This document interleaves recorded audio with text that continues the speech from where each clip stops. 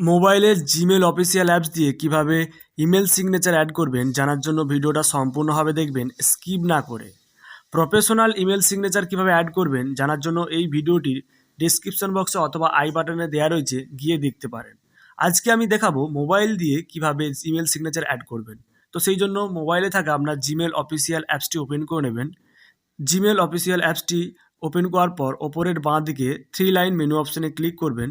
Three line menu অপশানে click করার পর আপনি এই মেনু বারটিকে কিছুটা স্ক্রল ডাউন করবেন, করার পর সেটিংস অপশানে ক্লিক করবেন। সেটিংস অপশানে ক্লিক করার পর আপনার মেলটিকে কনফার্ম করে নেবেন। তারপর আপনার এই পেজটিকে আবার কিছুটা স্ক্রল ডাউন করবেন, করার পর একটি মোবাইল সিগনেচার অপশান দেখতে পাবেন। এই মোবাইল সিগনেচার অপশানে ক্লিক করবেন।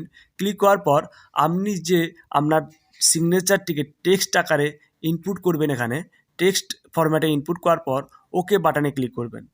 ওকে বাটনে ক্লিক করার পর আপনি আবার ব্যাক চলে আসবেন আপনার জিমেল অফিসিয়াল অ্যাপে। আসার পর যে কম্পোজ অপশানটি দেখতে পাবেন, এই কম্পোজ অপশানে ক্লিক করবেন। ক্লিক করলে আপনার জিমেল সিগনেচারটা আপনি এখানে টেক্সট ফরম্যাটে দেখতে পাবেন। তো এইভাবে আপনি আপনার জিমেল সিগনেচার অ্যাড করতে পারবেন আপনার ইমেলের মধ্যে, এবং আপনি যখনই কাউকে ইমেল সেন্ড করবেন তখন অটোমেটিক্যালি আপনার এই সিগনেচারটা এখানে অ্যাড হয়ে যাবে। তো ভিডিওটি দেখার জন্য আপনাদেরকে অসংখ্য ধন্যবাদ।